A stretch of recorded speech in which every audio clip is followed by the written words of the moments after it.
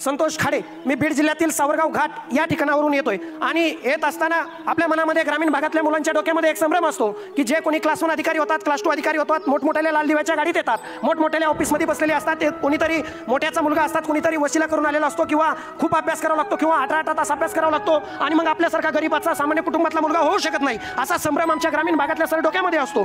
परंतु मी तुम्हाला विश्वास देऊ इच्छितो, इथं बसलेली मला जाणीव आहे, मी तुमच्यातला आहे, तुमच्यासारखा आहे, तुमच्यामधून आलेला आहे. त्यामुळे मला माहिती आहे इथं बसलेला 90% मुलगा, इथं बसलेला 90% जो क्राऊड आहे तो शेतकरी कुटुंबातला, सामान्य कुटुंबातला आहे. त्यामुळे मी तुम्हाला विश्वास देतो की जर तुमच्या डोक्यामध्ये जर असा काही जर संभ्रम असेल तर तो संभ्रम काढून टाका. कारण तुमच्या समोर जो संतोष खाडे उभा आहे हा कोणा मोठ्याचा पोरगा नाही, पैशावाल्याचा पोरगा नाही, वशिलावाल्याचा पोरगा नाही, तर हा एका सर्वसामान्य कुटुंबातला ऊसतोड कामगाराचा पोरगा आहे. आणि तो जर एमपीसीच्या माध्यमातून DYSP पदापर्यंत येऊ शकतो तर इथं बसलेला प्रत्येक मुलगा हा आपापलं स्वप्न पूर्ण करू शकतो. फक्त करण्यासाठी काय करावं लागतं, माझे जर तुम्हाला प्रवास थोडक्यात सांगायचा झाला तर जिल्हा परिषद प्राथमिक शाळा खाडेगोटे 30 घरांची असलेल्या वस्तीपासून माझं शिक्षण सुरू झालं. भगवान महाराज माध्यमिक विद्यालय सावरगाव घाट म्हणजे माझ्या मूळच्या गावी माझं माध्यमिक शिक्षण आणि उच्च माध्यमिक शिक्षण झालं. आणि त्यानंतर बलभीम महाविद्यालय बीड येथून मी माझं BA इतिहास पदवी घेतली. पण BA म्हणजे माझं 12वी झाल्यानंतर मला काय करायचं हा प्रश्न ज्यावेळी माझ्या समोर होता त्यावेळेस माझ्या समोर माझे ध्येय आणि माझं स्वप्न सगळं बाजूला ठेवून एकच प्रश्न उभा होता की संतोष तुला जे काय करायचंय, तुझे जे काही स्वप्न असतील ते नंतर, पण आता तुझे आई वडील जनावरासारखं जगणं जगतायत,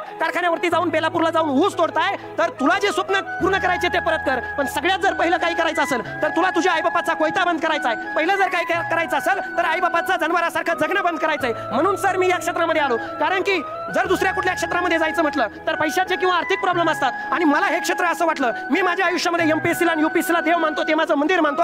कारण मला एक जाणवलं की इथं आपल्याला कुठले पैसे भरायची गरज नाही, इथं आपल्याला कुठला वशिला लावायची गरज नाही. तर आपण स्वतःच्या मेहनतीवर जर अभ्यास केला, प्रामाणिकपणे अभ्यास केला, योग्य मार्गावर अभ्यास केला, जर आपण कुठल्या प्रवाहामध्ये चुकीच्या मार्गाने जर वाहत गेलो नाही तर आपण या प्रयत्नात आपण इथपर्यंत येऊ शकतो. म्हणून मी 12वी नंतर MPSCकडे आलो आणि आल्यानंतर 3 वर्ष ज्यावेळी मी पुण्याला इथे आल्यानंतर सर मी बघितलं पहिलं 2-3 महिने मीही जरा वाहत चाललो होतो की मोबाईलचा वापर जास्त, त्यानंतर मित्रांसोबत चहा प्यायला जाणं, त्यानंतर गप्पा मारणं, मैत्रिणींकडे पाहणं, अभ्यासिकेमध्ये बसल्यानंतर अभ्यासापेक्षा इतर गोष्टी जास्त करणं. कारण मी पण एक मुलगाच आहे आणि तरुण वयामध्ये या गोष्टी सगळ्याकडून होत असतात. अशा गोष्टी ज्यावेळेस माझ्याकडून घडायला लागल्या, मला खूप जण एक प्रश्न विचारतात की तुम्ही म्हणता सातत्य अभ्यास करा, तुम्ही म्हणता की कंटिन्यू अभ्यास करत राहा, परंतु अभ्यासामध्ये सातत्य कसं ठेवायचं. मित्रांनो, मी तुम्हाला एक गोष्ट सांगतो, मी जरी ऊसतोड कामगाराचा मुलगा असला, मी एकटा प्रतिकूल परिस्थितीतून आलेलो नाहीये. इथं बसलेला प्रत्येक जण आपापल्या आयुष्यामध्ये काही ना काही प्रतिकूल परिस्थितीमधून आलेला आहे. कुणी रिक्षा चालकाचा मुलगा आहे, कुणी शेतकऱ्याचा मुलगा आहे, कुणी ऊसतोड कामगाराचा मुलगा आहे, कुणी कष्टकऱ्याचा मुलगा आहे, वंचिताचा मुलगा आहे, कुणी बहुजनाचा मुलगा आहे, कुणी लोकांच्या बांधावर जाणाऱ्या आईवडिलांचा मुलगा आहे. या सगळ्यातून आलेले आहेत. त्यामुळे तुम्ही आज कुठल्याही प्रतिकूल परिस्थितीत असाल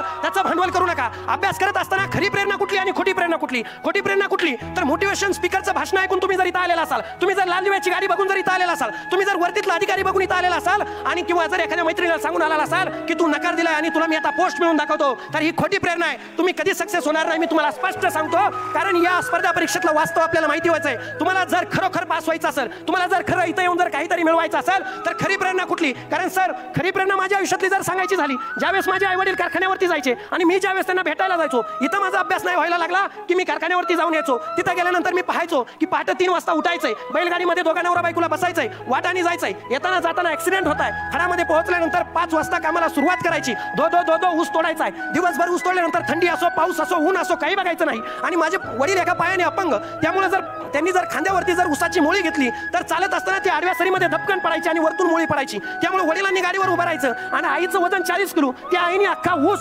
खांद्यावरती वाहून त्या बापाच्या हातामध्ये द्यायचा. माझ्या आईचा आजही जर पाहितला तर हा खांदा सडलेला आहे आणि मनका पूर्ण बाद झालेला आहे. आणि तिथं जर पाहितलं तर शौचालयाची सोय नाही, आपलं कोप करून राहायचं. पावसाळ्यामध्ये पाणी आत शिरतंय, उन्हाने गरमतंय, थंडीमध्ये गारठतंय. तिथं महिलांना, आपल्याला सगळ्यांना माहिती, आपण विज्ञान वाचतो की महिलांना एमसीच्या काळामध्ये थकवा जाणवत असतो आणि त्यामध्ये आरामाची गरज असते. पण मी माझ्या आईला पाहत आलोय की आई कारखान्यावरती गेल्यानंतर सकाळी पहाटे 3 वाजता सुरू होते आणि रात्री 12ला जर काम बंद करते, तर माझ्यासारख्या पोराला एसी मध्ये बसून अभ्यास करायला काय अडचण आहे. त्यामुळे जर माझी खरी प्रेरणा कुठली असेल तर माझ्या बापाच्या टाचा आणि माझ्या आईचा खांदा बघितल्यानंतर मला एकही दिवस वाटलं नाही की तू टाइमपास केला पाहिजे, तू कुठल्या छपरी पोरांसोबत चहा प्यायला गेला पाहिजे, तू कुठल्या मुलीच्या प्रेमात पडला पाहिजे. कारण मित्रांनो, एक गोष्ट सांगू का, तुम्हाला जर प्रेमातच पडायचं असेल, सध्या स्पर्धा परीक्षाच्या युगामध्ये प्रेमाचा बाजार उठलाय आणि प्रेमाचं एक फॅड आलंय. मुला मुलीला सांगतो की मी तुझ्यासाठी तारेचंद्र तोडून आणेन, मुलगी मुलाला सांगते मी तुझ्यासाठी घरच्याला सोडून येईन. हे वास्तव आहे. मी थोडा टाइम घेतोय पण बोलणं आवश्यक आहे. मित्रांनो, या प्रेमाभिमात पडू नका. तुम्हाला जर खरं काही प्रेम करायचं असेल तर ते तुम्ही एमपीएससी वर प्रेम करा. कारण एमपीएससी ला सर माझा अनुभव आहे, तिला सवत जमत नाही. सवत माहिती आहे सगळ्यांना,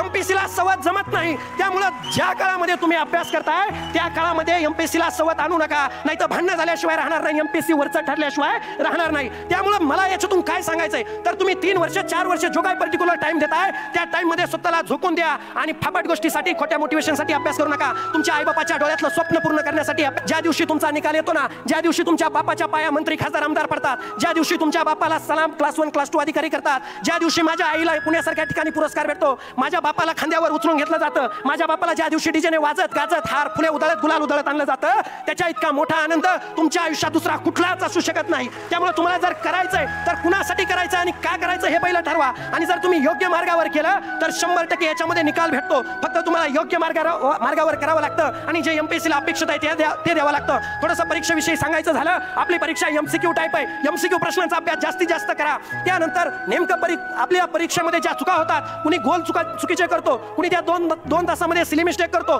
कोणी तिथे घाबरून जातो, प्रेशर घेतो. इंटरव्ह्यूच्या काळामध्ये जर पाहायला गेलं तर आपण प्रेशर घेऊन जास्त चुका करतो, ज्या मी फर्स्ट अटेम्प्टला केल्या होत्या. 2020चा सर माझा पहिला अटेम्प्ट होता, 2021चा दुसरा अटेम्प्ट होता, दुसऱ्या अटेम्प्ट पर्यंत मी डीवायएसपी पदापर्यंत आलोय. माझं वय 24 वय. मला हे सांगायचं का सांगायचंय तर इथं बसलेले जे नवीन आलेले मुलं आहेत त्यांना हे कळावं की लवकरात लवकर सुद्धा यश मिळू शकतं, पण ते यश मिळवण्यासाठी स्वतःमध्ये बदल करण्याची ताकद पाहिजे, फ्लेक्झिबिलिटी पाहिजे. आपणच खूप शहाणे आहोत असं इथं समजायचं कारण नाही, कारण गोल्ड मेडलिस्ट मुलं सुद्धा इथं 10-12 वर्ष अभ्यास करताय. त्यामुळे जर सर्वसामान्य कुटुंबातून येऊन आणि सर्वसामान्य नॉलेज असताना जर तुम्हाला पोस्ट काढायची असेल तर तुम्ही 100% द्या. त्यानंतर तुम्हाला सगळं काही मिळेल. आज चुकीच्या गोष्टीत मार्गी लागू नका.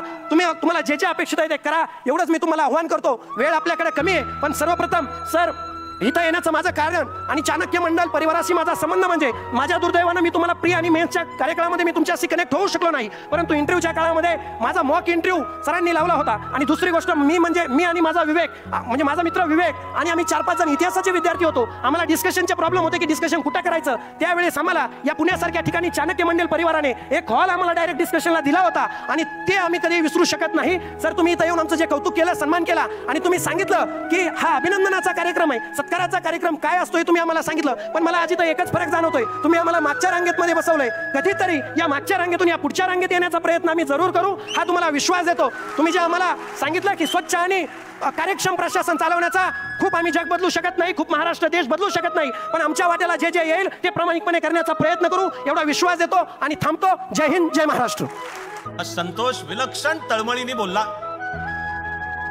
आणि सगळ्या या मुलामुलींनी आपले आई वडील, पती किंवा पत्नी, सासू सासरे सुद्धा, भाऊ आणि बहीण, मित्रमंडळी, अत्यंत हृदयस्पर्शी उल्लेख केला त्यांनी सर्वांनी.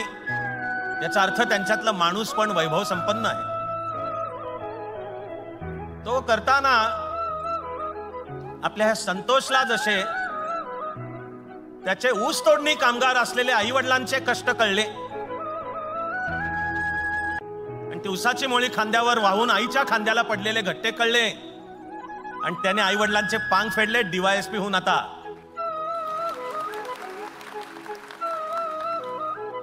तशी मग या संतोष सहित सर्वांना या भारत मातेच्या खांद्यावरचे पण गट्टे कळले पाहिजेत.